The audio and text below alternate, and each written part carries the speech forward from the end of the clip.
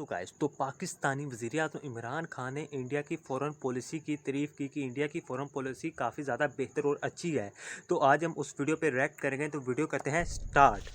नमस्कार और welcome to world affairs. मैं हूं प्रशांत धवन। नाउ रिसेंटली इमरान खान की एक वीडियो काफ़ी वायरल हो गई है ऑनलाइन, जहां पर ये खुद ही एडमिट कर रहे हैं कि इंडिया की फॉरेन पॉलिसी कितनी बेहतर है। भारत अपने लोगों के बारे में सोचता है। इंडिया ने कितनी बैलेंस तरीके से क्वाड को भी देखा, फिर रशिया से ऑयल भी परचेज किया।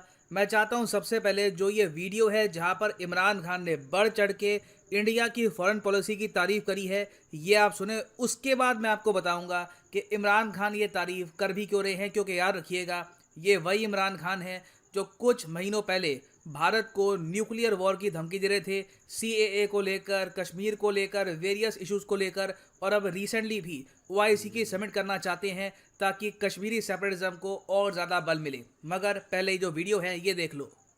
मेरे मुल्क की फॉरेन पॉलिसी मेरे लोगों की बेहतरी में हो। साथ वाला हमारा मुल्क है हिंदुस्तान। मैं आज हिंदुस्तान को दाद देता हूं। इन्होंने हमेशा आजाद फॉरेन पॉलिसी रखी। आज हिंदुस्तान उनके साथ मिला हुआ है, उनका अलायंस है। क्वाड के अंदर अमेरिका का अलायंस की हुई है और अपने आप को वो कहता है मैं न्यूट्रल हूं। रूस से तेल मंगवा रहा है जबकि सैंक्शंस लगी हुई हैं, क्योंकि हिंदुस्तान की पॉलिसी अपने लोगों की बेहतरी के लिए है। तो ये अपने आप में मैं कहूँगा एक टेस्टमेंट है। Doctor S Jaishankar, prime minister Modi, हमारी विदेश मंत्रालय में बाकी जो लोग हैं, उन सब की सक्सेस का ये टेस्टमेंट है कि जो आदमी आए दिन हमको न्यूक्लियर वॉर की धमकी देता है, वो खुद इंडिया की फॉरेन पॉलिसी की प्रशंसा करने में मजबूर हो गया है। क्योंकि लिटरली इंडिया ने जिस तरीके से क्वाड रशिया के इशू को बैलेंस किया है अभी तक, इट इज़ एग्जाम्पलरी। नाउ इस वीडियो में हम डिस्कस करेंगे कि इमरान खान ने और आगे क्या कहा है, और इमरान खान एक्चुअली ये सब कह भी क्यों रहे हैं। इनकी जो ये तारीफ है उसके पीछे भी इनकी एक ईगो, इनकी पॉलिटिक्स का काफ़ी बड़ा रोल है। We will get to know about this. मगर आगे बढ़ने से पहले आपसे एक क्वेश्चन पूछूंगा। क्वेश्चन यहाँ पर यह है कि भारत के संविधान में वो कौन सा आर्टिकल है जहाँ पर लिखा है कि भारत एज स्टेट पॉलिसी कोशिश करेगा कि अंतर्राष्ट्रीय शांति कायम हो और इंटरनेशनल सिक्योरिटी रहे, कंट्रीज आपस में वॉर ना करे। ये बात किस आर्टिकल में लिखी है? Article 33, article 52, article 51, article 57। Recently ये काफ़ी डिस्कशन में भी था कि आर्टिकल में ये बात लिखी है, संविधान में ये बात लिखी है, तो इंडिया को यूक्रेन के इशू में ये सब कहना चाहिए। तो कोशिश करिए यहाँ पर सही आंसर अटेम्प्ट करने की। जो करेक्ट आंसर है इसके बारे में मैं आपको बताऊंगा वीडियो के अंत में। नाउ आप में से कुछ लोग जो रेगुलर बेसिस पर फॉरेन पॉलिसी के आर्टिकल्स पढ़ते हैं, मेरी वीडियोस देखते हैं, आप यहाँ पर जेन्युइनली एक क्वेश्चन पूछ सकते हैं, मगर क्या हमारी फॉरेन पॉलिसी जेन्युइनली सक्सेस रही है? क्या हम अब बैलेंस कर चुके हैं रशिया के इशू को और क्वाड के इशू को? मैं कहूँगा हाँ, और इसका प्रूफ यहाँ पे आपको दिखेगा रीसेंट ऑस्ट्रेलियन स्टेटमेंट में। ऑस्ट्रेलिया ने रिसेंटली ये कहा कि क्वाड कंट्रीज एक्सेप्ट करती है भारत की position in the conflict in Ukraine. Australia के पीएम से पूछा गया कि यूक्रेन के इशू को लेकर भारत आलोचना क्यों नहीं करता रशिया की? भारत क्यों अकेला क्वाड कंट्री है जो कहता है कि शांति रखिए, लड़िए मत? ये क्यों नहीं कहता कि रशिया गलत कर रहा है, रशिया यहाँ पे अग्रेसर है?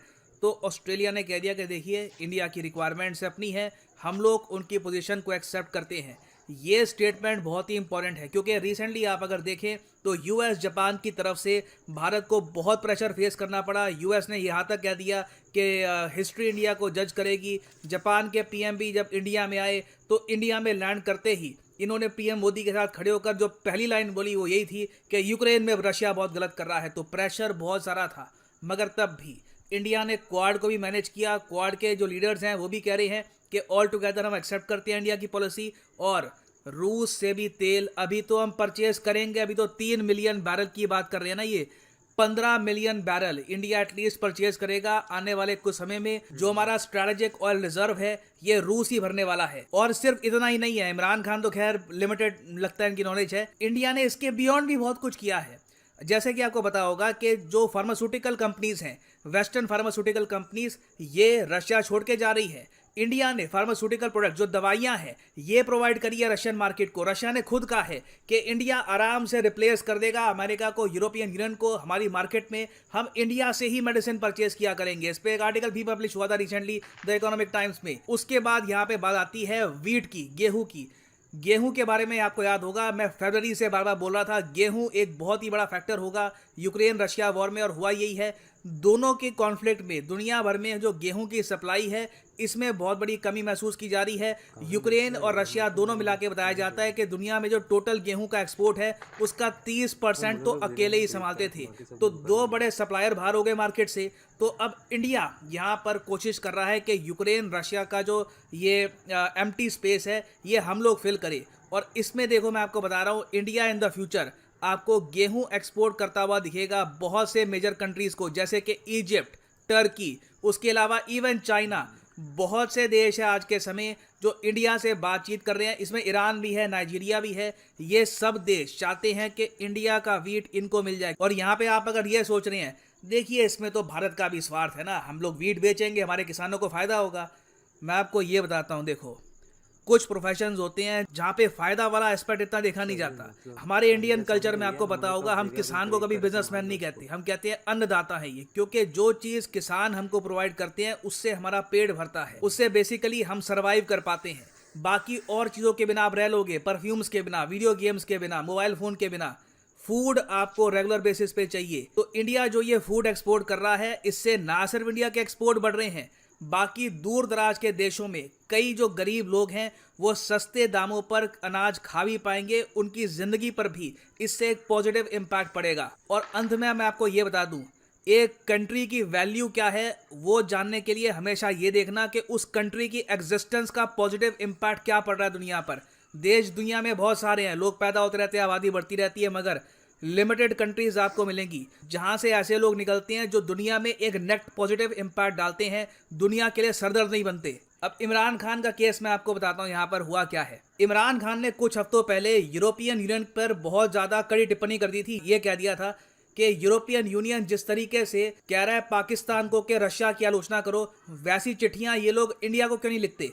ये बात इमरान खान ने ओपनली स्पीच में बोल दी थी। ये ऐसा इनको नहीं करना चाहिए था। इनकी स्पीच के बाद इनके ही वित्त मंत्री ने, इनके ही फाइनेंस मिनिस्टर ने ये कह दिया कि इमरान खान को ओपनली यूरोपियन यूनियन की आलोचना नहीं करनी चाहिए थी। और तब से हम देख रहे हैं कि पाकिस्तान के पॉलिटिकल सर्कल में विभिन्न लोगों ने इमरान खान की आलोचना करी है कि ये इंटरनेशनल लीडर बनने के चक्कर में एक बार को कंट्री की फॉरेन पॉलिसी खराब कर देंगे।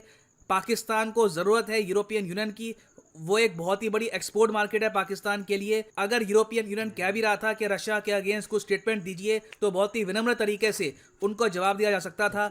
ओपनली उनकी सारी बातें पब्लिक को बता देना ये सही तरीका था नहीं। अब इमरान खान प्रेशर में है।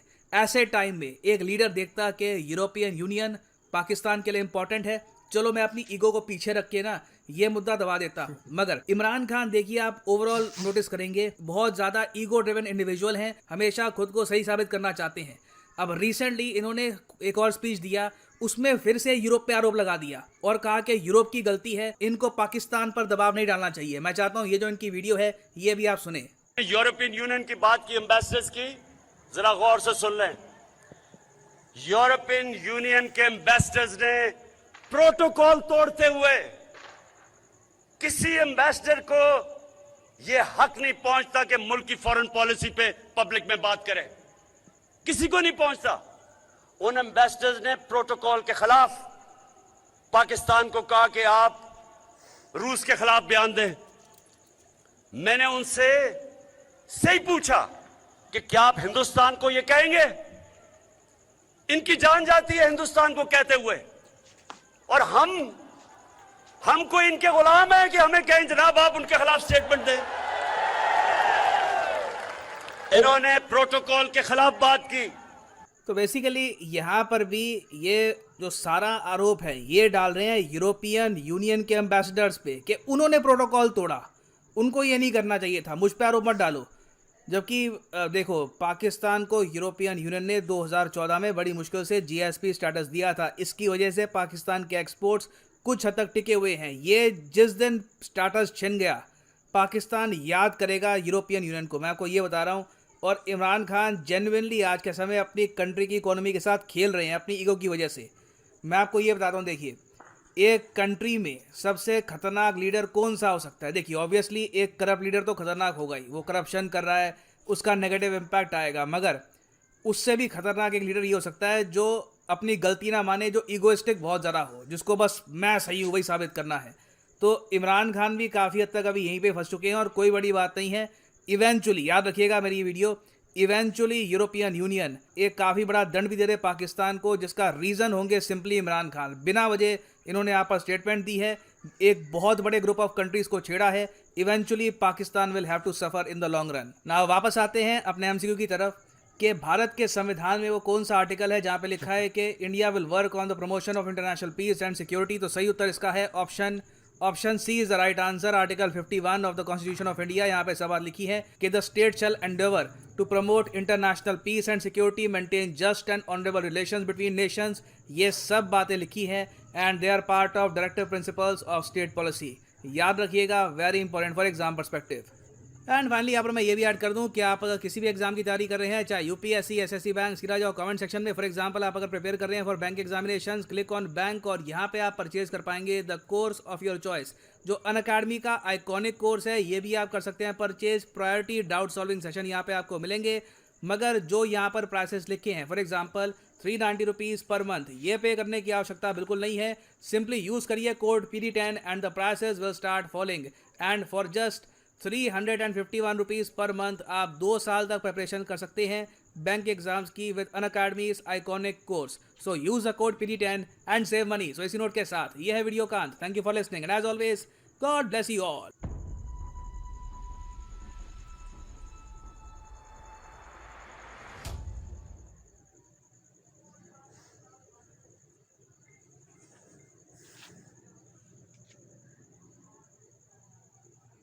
तो गाइस, तो आप लोगों का इस बारे में क्या मानना है? मुल्क के वज़ीर आज़म ने दूसरे मुल्क की तारीफ़ कर दी कि उसकी फ़ॉरेन पॉलिसी पाकिस्तान से बेहतर है। तो बाकी आप लोगों की मर्ज़ी, आप लोगों ने मानना है माने, क्योंकि अगर आप लोगों को ये पूरी वीडियो देखनी है, इसका लिंक डिस्क्रिप्शन में मैंने दिया है, वहाँ पे जाके आप देख सकते हैं।